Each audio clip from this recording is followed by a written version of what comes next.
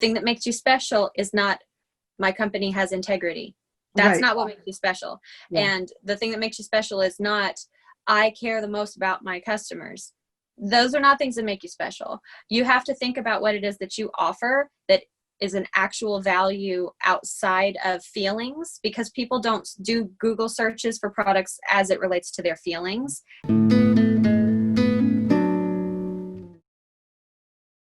Hello, and thank you for joining us today. As always, I have the amazing Rosie Haden and the magnificent Rebecca Haden. Hi. Hi, ladies. How are you doing today? Good. How are you? Doing great. Well, today I was hoping that we could talk about keywords, and maybe even maybe more specifically to start off with is do keywords still matter? Is that something that's important for business owners in social media now? Keywords definitely matter. They're one of the first things that you need to do when you start building a website or thinking about doing content marketing, something of that kind. And people misunderstand them a lot. But if you imagine you're a veterinarian and you want to do an article about how to feed your pet rabbit. You know that this is something that people ask you and they need to know the answer to. So you write an article and you call it Nutrition for Your Bun Bun. Nobody is typing nutrition for your bun bun into Google to search. And Google is a machine, not a human being. And you really can't expect that they're going to understand, if you don't use words like feed your rabbit, that was what you wanted to know. And it sounds kind of funny, the example that we're using, but it's actually one of the most common things we see.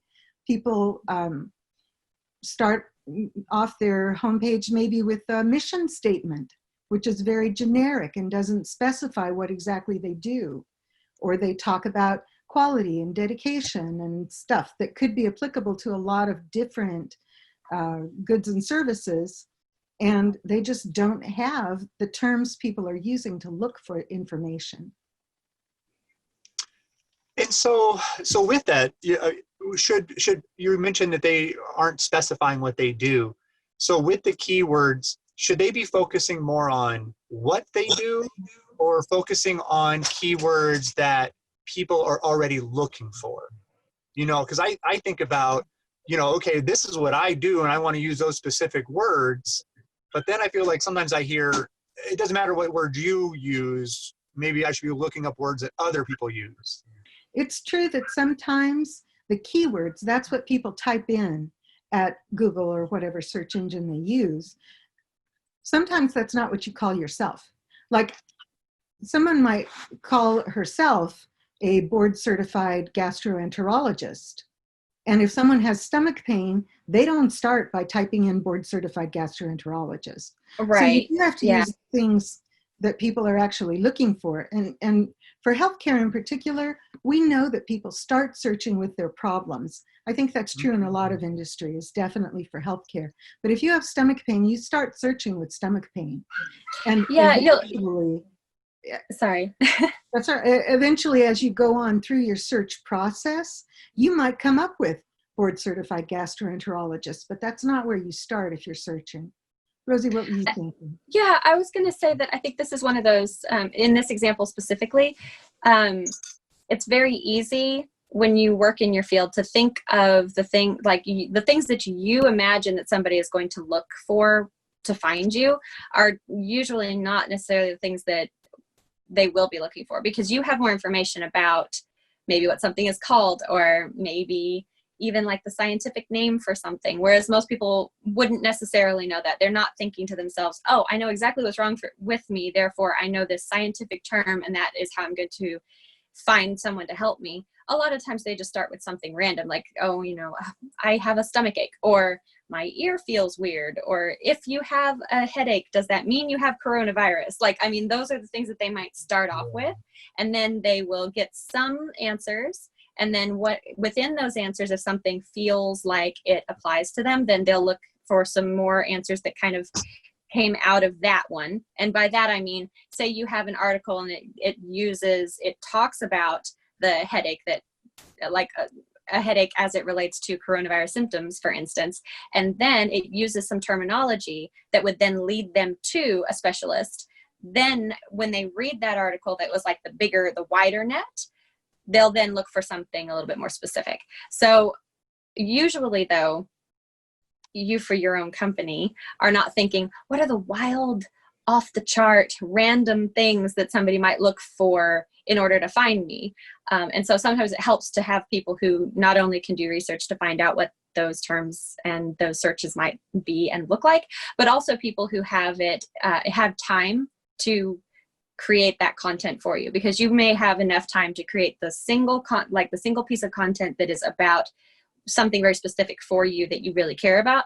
But, somebody else, like a content professional or us, could come up with thousands of articles about something that would bring them all to your very specific article. Does that make sense? It does.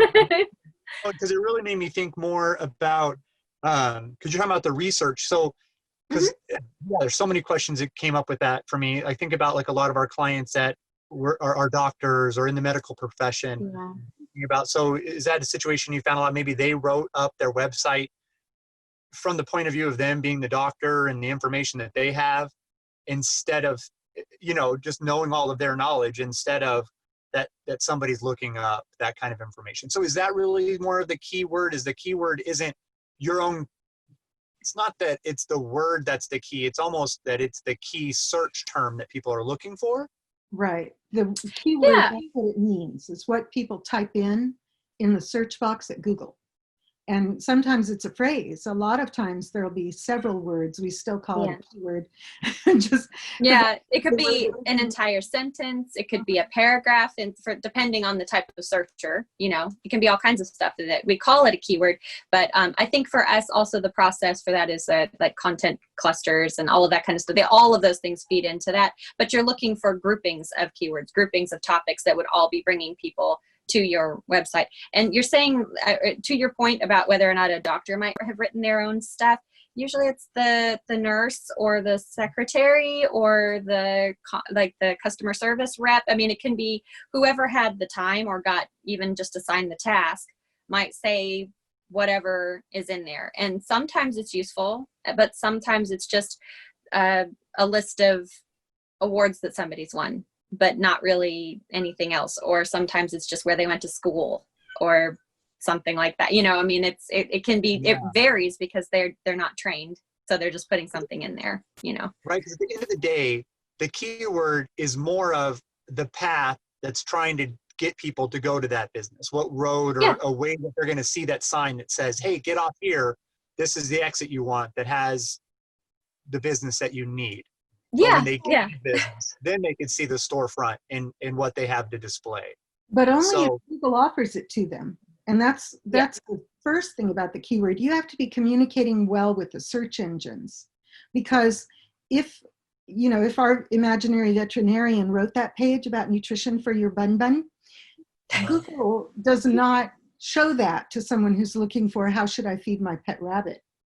And so it doesn't even matter what they've written. It's not going to show up. So you need to be clear enough in your communication with the search engine that they recognize that that's the keyword you're writing about, so that they'll show it to people. And then you want folks to click through. So a keyword isn't necessarily just one word. Often it'll be a phrase or a series of words, a group of words. So if you're, let's go back to our veterinarian. The term veterinarian might be the first thing you think of as your primary keyword. But people aren't necessarily going to type in just veterinarian. People tend to start with their problem rather than starting with, the phrase that you're thinking of or the word that you're thinking of, a single word. So a long tail keyword is more specific than that general keyword. There's veterinarian, but then there's that question like, I need a veterinarian who sees rabbits, as well, instead of one who works only with large animals, or one who only works with dogs and cats, or something like that. Or it might be, as you said, the specific location, although Google will tend to just use the information it has about your location regardless. Or Ooh, if you have a particular Yeah. type of insurance, and that may not come up as much for veterinarians, but doctor who accepts Blue Cross, someone who's got a stomach pain and they've found out that they need a gastroenterologist, at that point they might look at gastroenterologist accepting new patients, or near me, that additional information. And people, not only is that more how people search nowadays, but you're also more likely to be able to get control over a keyword if you have a broader or more specific. It isn't actually broader, it might have more words in it, but it's really more specific kind of keyword. So okay. if you are a veterinarian who serves large animals, then large animal veterinarian might be something that would bring more people to you than just veterinarian. You might be better able to compete with that. So you want to think about what's special about your particular organization.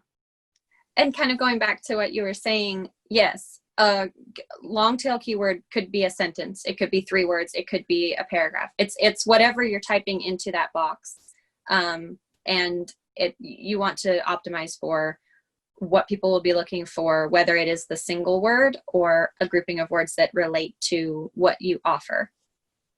Like the veterinarian bunny care. Okay. Yeah. So what you had mentioned about the location, that's not, that sometimes at Google is already recognizing where your location is. So if you're looking up a bunny veterinarian, you don't have to say in Fayetteville, or because that's already something that its computer is already smart enough to recognize, right? I mean, that's why I don't get one for Ohio when I look up a veterinarian.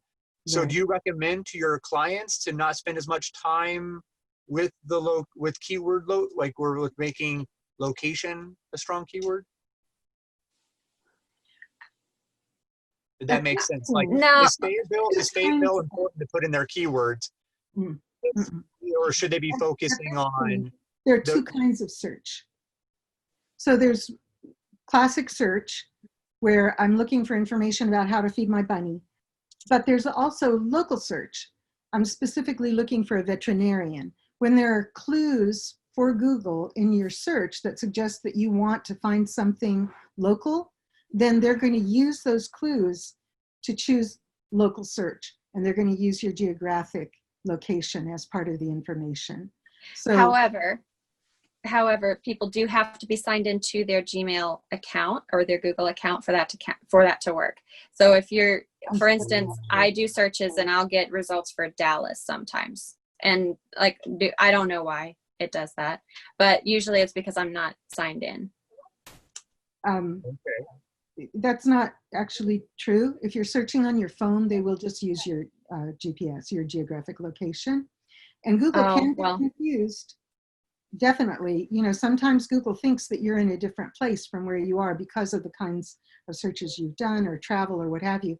And also, that's a sign, if you're seeing things from Dallas, that's a sign that your local suppliers do not have well-optimized websites, because they're losing that competition.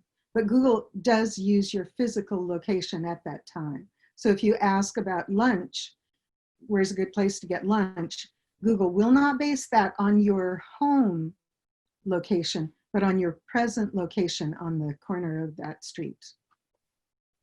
Because if you're on your phone, okay. You may not want to include this, because I see that we disagree on Yeah, that. we do. Useful.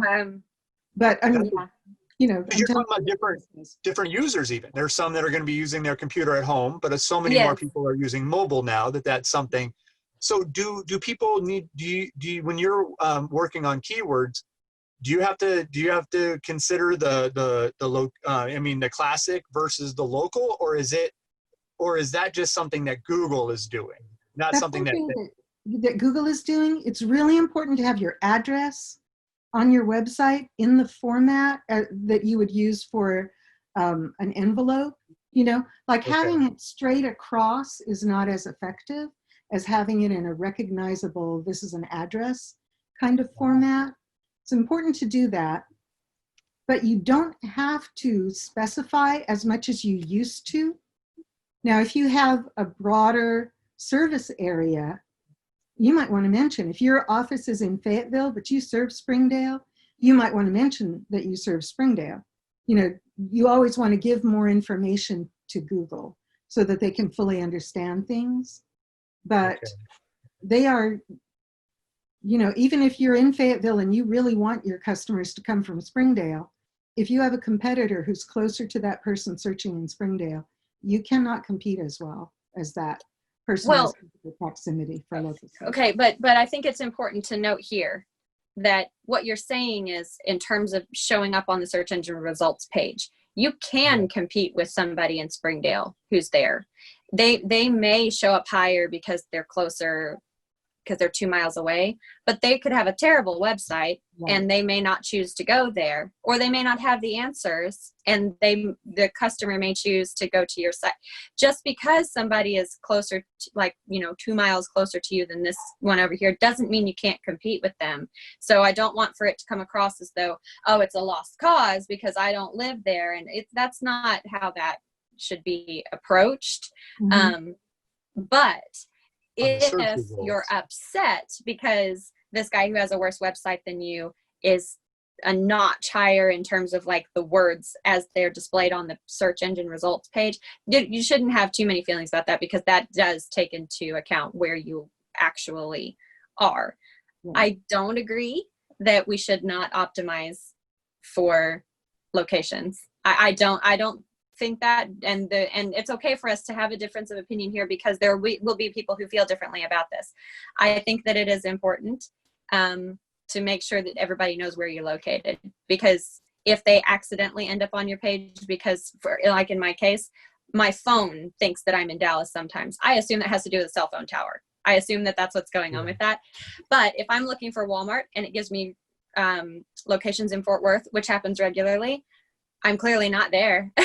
So what I mean? Yeah. So you should have your page clearly say, I'm not in Fort Worth, if you're not in Fort Worth, or whatever. I do think that that's important, but just more for like the human being side of things, not so much for the search engines. I agree. I totally understand that it has stuff that does things for that already. But if there is a mistake, I think it's good to have the little pieces there to make sure that everybody is on the same page. I think that's an important thing. You know, and so I think this is a good time to kind of talk about something I had read in one of your recent blog posts too, about because I think this is maybe what we're talking about, is like the personalized search, that what I see on my search when I search is different than what my wife searches, even though we're right next to each other and on the same couch, that there's something about that. So is that something with keywords that somebody should be worried about? Where does that really play in? Or is that not anything really concerned with keywords, with the whole personalized search and what somebody's seeing based off of their own past? It's very important with keywords. For one thing, if you have an ambiguity, Google will use what you usually search for to find it. And one example, we worked for an industrial engineer who does things with Rexroth motion control. Well, if I search for Rexroth, I might come up with the name of Kenneth Rexroth, the poet, but not on on my computer. They know if I'm talking about Rexroth, I mean the motion control manufacturer, based on my previous search. So the things that you usually search for affect what Google is going to show you. Okay. That's a big part of the personalization. When there are things that, like, if there's a couple of things that it could be, sorry, or things that you often go to. You know, if you search for veterinarian and you have a regular veterinarian whose website you go to make your appointments or something, that's going to come up first. Google knows you want to see them. But there's nothing that business owners can do to, is that some of the search tools that you use? Do the tools say people in this region or in this area are searching this compared to all of the United States? Does it get that pinpoint? You can get that information, and I can imagine situations in which that would matter. For example, people in some parts of the country say soda, Yeah, and that's in what I other was thinking. parts they say Coke, and in other parts Pop. they say soft drink or pop. Yeah. Yeah. So clearly that would make a difference. But I think most of the time you only really have that, basic classic search versus local search situation. And that depends on the intent, the searcher's intent. Google thinks, are you casually interested in veterinarians and you want to know how to become one? Or are you looking for a veterinarian and you want an appointment? Gotcha. And I will, kind of going back to something that you had said earlier, is there anything that a business owner can do? Absolutely. If you have enough information going out and content that is interesting for people, we'll use the veterinarians again. Like if you have a lot of information for brand new dog owners, they will probably have visited your site a handful of times before they get a puppy. And then when they look for a vet, you will pop up and they've been there before. They're more likely to have your site or your business offered up to them because they visited already for completely other reasons, or not completely other reasons, excuse me, but because they visited your site for some other reasons, they now will be shown your site to come and visit you. So I think that those are things that people can do in order to deal with that problem. And that brings us back to keyword development. Yes. Because over the long term, if you are the person or the website giving a good answer for one keyword after another, and our long-term clients, usually we expect them to control hundreds of keywords, like to come up for that for most people, most Right. of the time. Yeah. Hundreds. That gives your website. Yeah. 100 at least. Yeah. Yeah. I mean, Yeah. Google won't show you more than 1,000. So we have some clients whose average placement for their first 1,000 keywords is 3. Okay, they're undoubtedly on the first page for more than 1,000 keywords. So that's what you get over a long period of time, because you're doing, content for a number of different keywords, and you might as well just make a spreadsheet and work your way through it and add more and more and more, because that way, not only as you're doing a search for an issue, your website comes up frequently. You are the one with all of those answers, and you're being generous to that person before they need an appointment because they bought their puppy. yeah. Obviously, you're going to come up more, and they also already know you. Plus, the fact that Google has already identified that you give good answers for all those keywords increases the overall value of your website. The next new keyword that you write about, you've got a better chance for ranking already because of the authority of your domain at that point. So to that point, like the more work that you do on that type of, okay, so for us, for instance, each quarter we go over, it's like a SWOT analysis, right?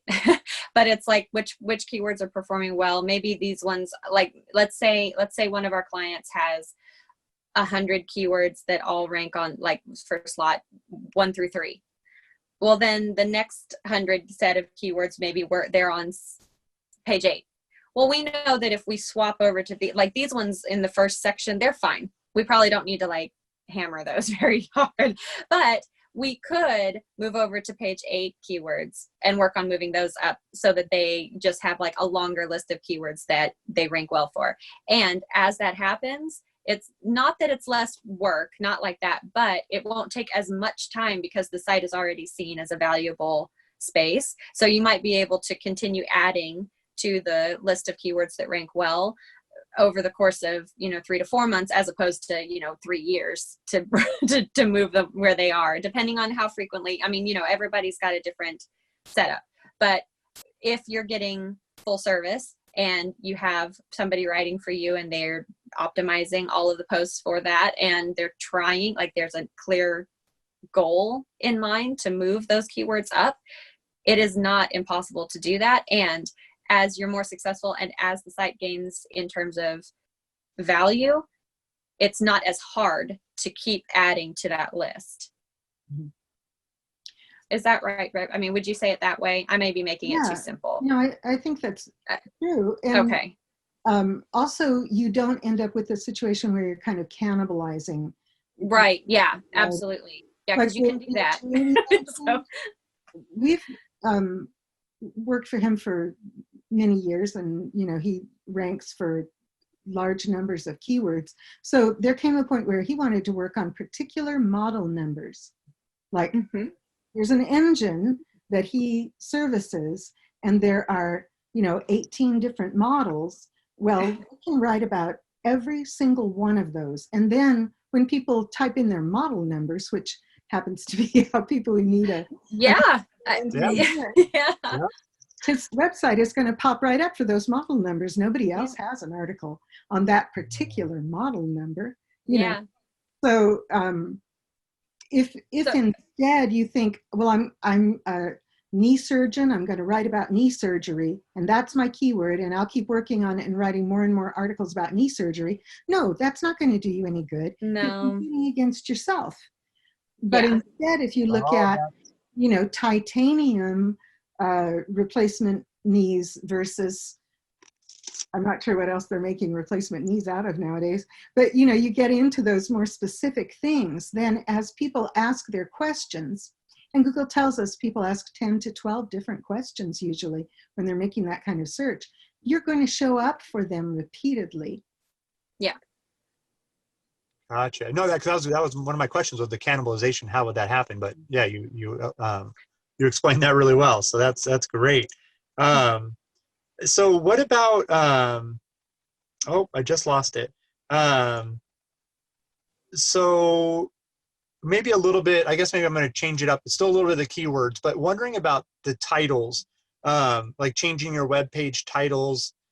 Is that an issue with keywords? I mean, because I think about titles. One, I think about changing them. I guess we could probably modify them. Maybe a better question might be, is it more important for the keywords to be in the title or the content?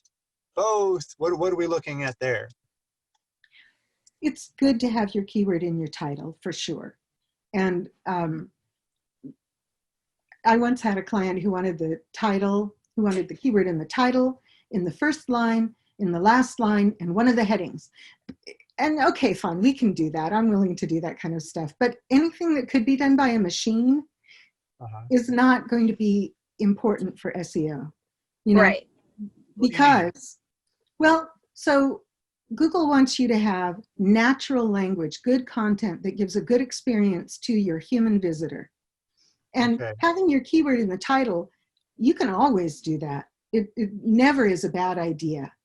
And the Yoast SEO plugin kind of helps you to remember to put it in your title and to remember to use it sometimes instead of nutrition for bun bun. But you need natural language. You need actual good content that people can enjoy reading and that's actually useful for folks. So if you turn out something that has a very mechanistic, okay, I'm putting my keyword in the title, now I'm putting my keyword in the first sentence, now I'm putting my keyword in the third sentence, it's just not going to sound as good. It's not going to have the level of creativity and value that you'd have if you were writing for human beings. And I think that if you think about it, you probably, and any viewers too, you can probably think of a moment when you've had that realization as someone reading a post that was like that. So you might be reading something and they will have the same word in there to the point that it feels like almost repetitive maybe in some cases, or you're just kind of like, this doesn't sound right, this doesn't feel natural, or you even maybe get stuck reading it because you're like, why is this here? Like they're almost stacked on top of each other. You'll have, you can probably think of moments when you've been reading something and you think to yourself, this doesn't feel right, this doesn't flow right. Somebody was doing something there, most likely.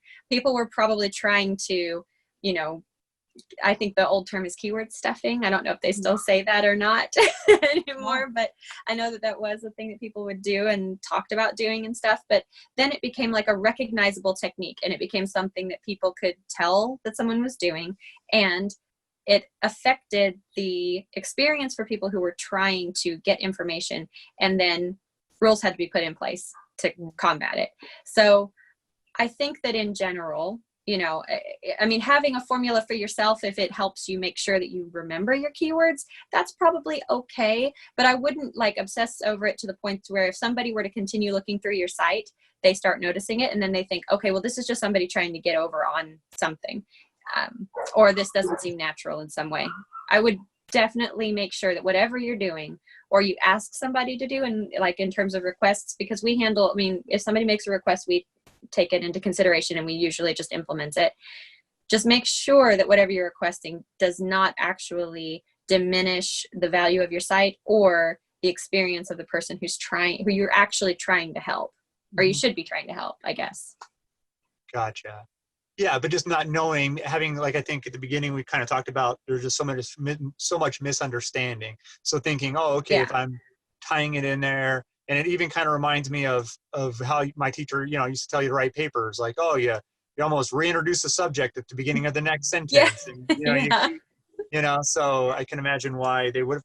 So now, can I just pay for a keyword that I could be, so that, or is that, I guess because I think, is that the reason why we have long tail keywords? Because people were just paying for veterinarian for so long?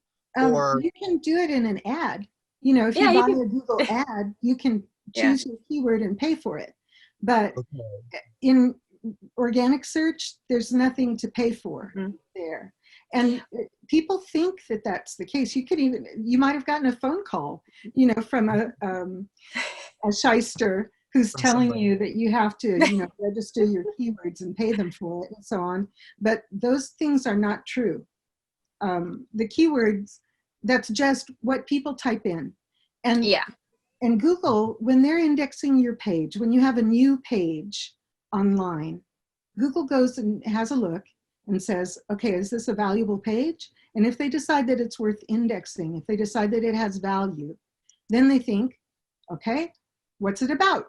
And they kind of assign it a keyword or keywords that tell them this is what this page is about. Now, when someone goes and types that keyword in, Google has already indexed pages, and they say, yeah, here are pages that are about feeding your pet rabbit. And they show those pages according to the algorithm, which is, a set of rules where the software is going to kind of really quickly say, is this exactly what they meant? Were they trying for local search? Should I show them something close by? Is this a company that a lot of their social media friends have favorited? I mean, whatever Yeah. information we have about those folks. Wow. No. So Yeah. those things, and that might be a really good topic for another time, like what feeds into, like what you need to consider in terms of where you place on the results page, the social media aspect, and all, your local search, all of those things, personalized search. Those are probably all really good topics for how the search engine results page kind of like gets put together. But I don't I think that for keywords, even though they do consider that, I don't think that you should pick or encourage your content firm, if that's the case. I wouldn't encourage them to think about what your friends might be searching in order to pick your keywords. That's a different space. But to go back to also, like, just as a quick answer for, can you pay for your keywords? No, you can't pay for keywords. You can buy ads, which will allow you to bid on keywords. The price fluctuates. So it's not like you can say, I'll give you $500 and I win as a veterinarian, period. It doesn't work that way. So I wouldn't consider that. The other thing that you might end up paying for is copy. If you don't know how to write for your site in terms of how to write your keywords, you would pay for copy, but you can't like buy your spot. It doesn't work that way. Okay. Yeah. Because I think about, how does that keyword work? I mean, and it's kind of nice. It seems like these keywords are a much better than what our phone books used to be, where people would just stuff it with AAA, pizza, Yeah. AAA, because they just wanted to get into the front however they could. So this way, it's what is really the most useful, what are the right words. I mean, it seems like you could really see where the transition came from phone books to how do people get the right result for what they're looking for. Yeah. Absolutely. Phone books is a great example of that. The other thing that I think of a lot are like recipes. So for me, I have a lot of old cookbooks, but if I want to make something, I'm not picking up that cookbook to figure it out. I go to my computer and I type in chicken in the crock pot or something like that. You know, I may have a bunch of books that have it all in there, but computers just do it so much faster. So, and especially if you're optimized, if your site is right, if you have everything in there so that the search engines can clearly tell what it is that you do and clearly tell that you have the answer, it is so much faster for somebody to go in and type in their question than it is for them to go into their library with all their encyclopedias and look up the answer. Like, I mean, it's possible to do it that other way, but it's faster to do it on your computer. However, because it's the internet and because everybody has or everybody should have a website, there are lots of people with the answer or lots of people with the answer, right? So you want to make sure that your stuff is good and easy to find and then easy for people to read. All of those things are important because all three of those things together is what actually solidifies your position online. And all of those have to do with your keywords there, because the algorithm isn't going to know what your page is about if you don't have anything on there for it to, or not it, the crawlers, right? Yeah. If you don't have anything to be read by robots, then it won't know what it's about to, so it doesn't know who to offer your information to. If the information is in there in an unnatural way, then the algorithm will decide that it isn't for human beings. You're trying to trick the robots. And if human beings get on the page and it doesn't sound right, or it's hard for a human being to read, they're not going to continue reading. They're going to go someplace else, and they certainly will not link back to you or anything like that. So your keywords actually are very important in a lot of different spaces. And for a lot of people, it's not really something that you think of whenever you're thinking about what will I put on this page. You're usually thinking things like, well, what would best define me? Or what will really make me look good to this group or something. But you need to have a strategy behind what you're putting on your website pages in terms of the copy, and especially about your keywords. A lot of times, people who are involved in marketing don't understand the internet. And they're thinking about a magazine or a billboard or some other piece of marketing. And it's not the same. People don't interact in the same way online. And also, you have to show up in the search engine results. If you don't, it doesn't matter what's on your page because people are not looking at it. There's a change coming in the algorithm at Google next year for the user experience. And, we always think about user experience, but they're saying specifically they want pages to load fast. They want them to be visually consistent, and they want people to have a quick access to the content. So those factors are going to be more important next year, but it's still about the keywords. Google has indexed 2 million pages on how to feed your bunny, and you are competing with all of those pages. Because it's almost like Google just doesn't want you to make them look bad. Because if they say, oh, you should go to this site, and then it's all super slow, you're, why'd you send me here? Well, that's it exactly. Because those are who Google is working for. They are not working for us. They're working for the searchers. They want to give their searchers the best possible experience. So that's like their one job, their only job. Is that. No, they really have more jobs, but that's definitely their most important job, is to give the searchers a good experience. So as you say, they want to send people to the page that's going to make them look good. And we get excited when we show up #1 nationally for any topic. That's, to us, is big success, because that means that we're giving the best possible experience to our clients, visitors. And really quickly, we get those spots not with keyword stuffing or any tricks or anything like that. It's that we do a lot of research and make sure that the answers that we are giving people for whatever that topic is the most accurate, up to date, and easily digestible in terms of like having a person read it possible.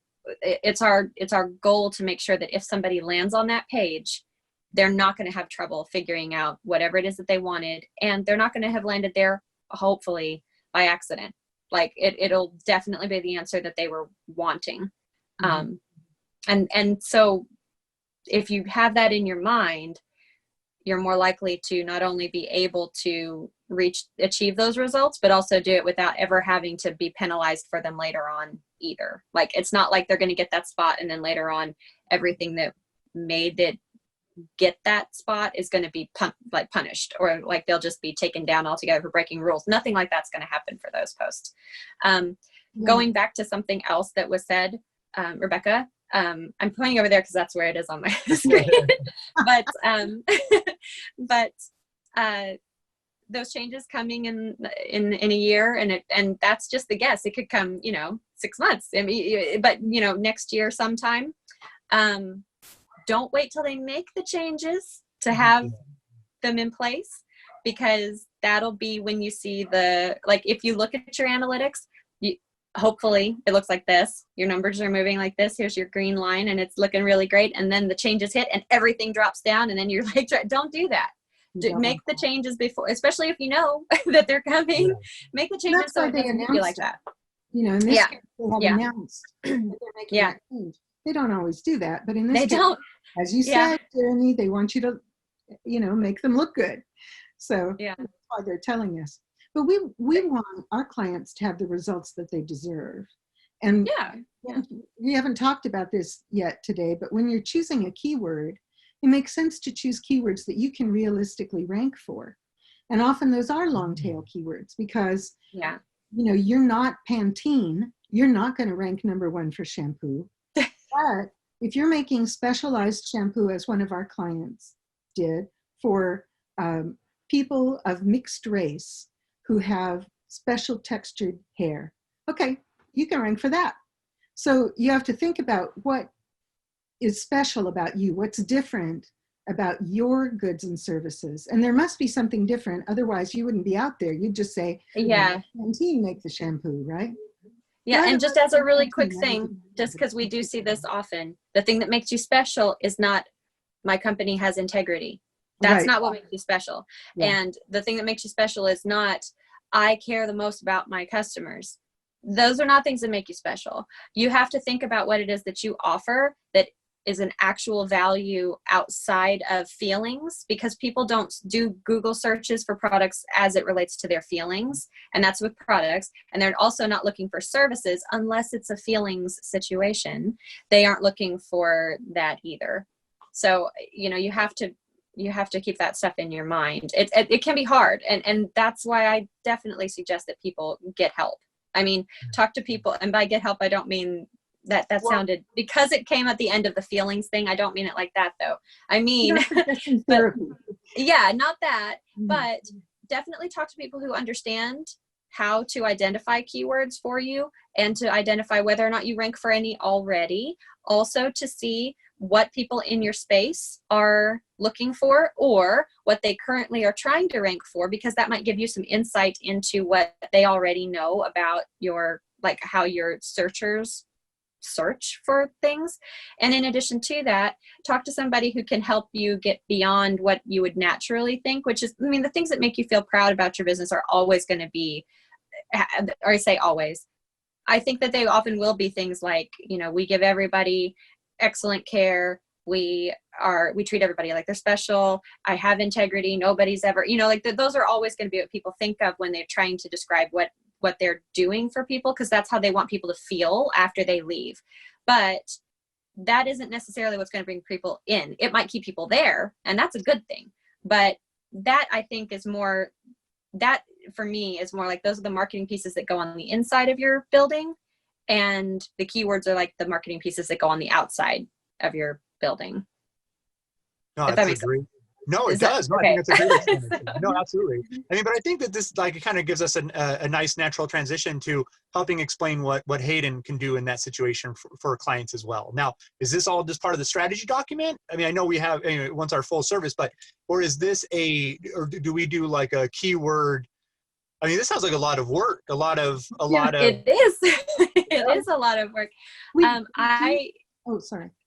No, you're fine. Go ahead. Go ahead. I was going to say we do keyword development for folks for the strategy document. But also, like, right now we're building a couple of websites. We're going to do that before we write their content as well. And we do that on a regular basis for our ongoing clients that we blog for. Rosie said she mentioned, that we check up on things every quarter. But, if we've got, I'm going to say spreadsheet again. I know many people hate spreadsheets. So you can translate it into some other, your list in your phone or whatever. But, your list of keywords, if you've mastered all 25 that you started out with, okay, it's time to add numbers 26 through 50 and start working on those, And how many you work on depends on your personality probably, but Yeah. you don't want to, because of the problem with cannibalization and so on that we've talked about, you don't want to just have one, right? So as you rank for more things and you get well established for more things, you add more to your list and you continue working on those as you move your way down your list. And there's no point at which you're through with keyword development and you don't need to do it anymore. There's always more. So here at Haden Interactive, there is no service that we provide that does not involve keyword research. There's nothing that we will give you that doesn't have that. So if you're a client of ours or you wanted to be, you could rest assured that you will get that. If you are just looking for some help, that is something provided in the strategy document. And you don't have to be a client to be able to get that. We can do that for you. You just hire us to do it and we'll hand it over. And then it'll have not only the keywords, but also a roadmap for what to do with them. So those are both very valuable pieces. If you don't have a content firm working for you, or if you're, trying to get it all done by yourself, that's a great place to start. And if you're already a client or thinking about it, you don't have to worry about it at all because it just comes with it. Yeah. A lot of times I like to end this with a tip they should be doing correctly or going forward. Maybe if it isn't even a misunderstanding, maybe they don't recognize just how important that is. Well, there's something that I meant to say about long tail keywords and didn't. So maybe I can say that. And if that doesn't meet the case, you can tell me and I'll come up with a tip instead. Okay. But the thing about the long tail, where the word even comes from, is when you look at which keywords bring people to your website. And Google used to tell us this, they no longer do. But in those days when you could look at it and see, you could see that there would be a few keywords that brought larger numbers. Like if you've got 100 visitors, it might be that 10 of those visitors came because they were looking for a veterinarian. But those other 90 visitors, most of them came one person per one keyword, or just a couple of people looking for some more specific, more niche or nuanced keyword. So that was the tail of the data. You've got the head, you think, oh, that's my really important keyword, but no, it only brought 1/10 of your traffic. 90% of your traffic came for all of those other various things. That's the long tail. And those keywords are super important. So people who think, I sell books, I'm going to use the word books for my keyword, are really missing out. That's not what's going to bring them the most traffic, even if they manage to get it away from Amazon, which they can't, Yeah, and that they might be missing out that really a lot of times people are coming there because of antique or older or refurbished or some of those keywords. Right. Books Yeah, on absolutely. Yeah. Okay. I would say that, to me, a tip would be to definitely get help figuring out what your keywords should be, because you can waste a lot of time and in some cases a lot of money working towards something that isn't going to help you at all, because it is not, for one thing, it might be a situation where you've identified a keyword that doesn't convert at all. It just brings you traffic, and you don't need traffic. You need traffic that converts. And so, well, I say that. No, but I think that is most people need traffic that converts. There's like a very niche space where, you know, all you need are just eyeballs, but like that's just that's like one space over there. Most people need their visitors rather to do something when they're there. Either call them, come in, buy something, click through and convert into something, do something. And so you should definitely get help with it if you don't already know what makes people do that, and also be open to the fact that maybe you don't know. I think that sometimes, and I think, Rebecca, you shared this information with me before, but I don't remember the statistic, but the majority of business owners make decisions on their gut, like based on their gut instincts, rather than using data to make those decisions. And it can be difficult to put that aside. You know, you may genuinely believe that the person you're talking to is a 19-year-old kayaker who likes whitewater rafting, but really maybe you are mostly talking to family canoers or something like that. I'm just using those as examples. Yes. Like both types of people may come to your website, but you believe this is the one that's buying stuff from you, but really this other group is. Let somebody help you identify what actually is happening at your site, and then come up with a really good plan for what to do with it. And so that you can have a good growth strategy that actually is measurable, and you can see doing stuff, and you can see the changes within your company as well, or practice, whichever it is. It's backed by data. Yeah. The numbers are there, you know, and you're really seeing what the results are, what you know, what's in the beginning. I mean, I definitely would agree that that's a great tip. I mean, I think, well, especially in this space, you don't have to accept guesses. You can measure everything that is happening in terms of your digital space. On your website, you can see how many people come in through the different keywords. You can see how many people land on different pages, and you can see whether or not people are doing things on your website. You may not be able to see whether or not they came to your website and came into the building, but all of the other pieces, you can definitely see that. So you don't have to guess. So why waste your time guessing, really? And the search engines aren't. They're going based off of data. They don't have a guy sitting, or, you know, a person sitting in a room saying, "Oh, I think this is what is happening." They're letting the data speak and take control. So, I mean, this is a new time in business. I mean, it used to be that maybe that was something, but now this is a computer algorithm that's data oriented, that, you know, can tell like what's going on. What are people thinking? What are they actually typing? And has that changed last quarter to this quarter? Yeah, absolutely.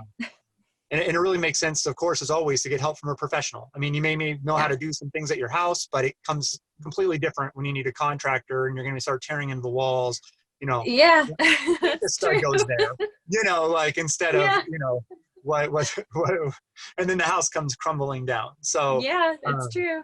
It might look good right at the beginning, but sometimes it looks good just because you did it, you know, and then you look at it in a couple of weeks and you're like, oh, goodness.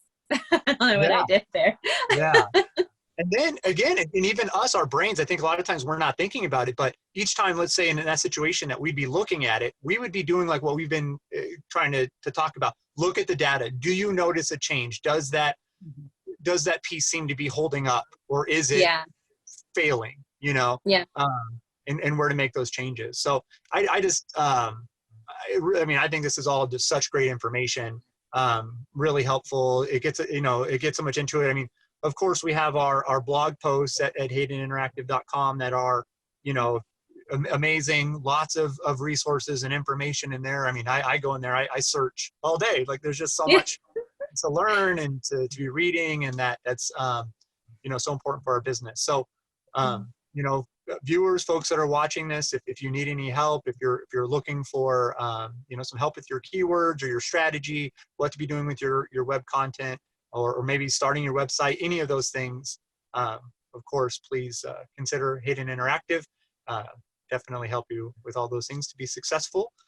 You know, just like Google, it's important for us to help you be successful, because that's how we're more successful. So yeah, that's true.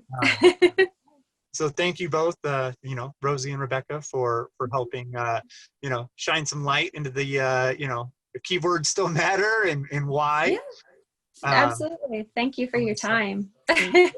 yeah, no, I love this. So hopefully, you know, viewers have gotten a lot of great information and out of this as well. And I guess until next time. All right. All Thanks. right.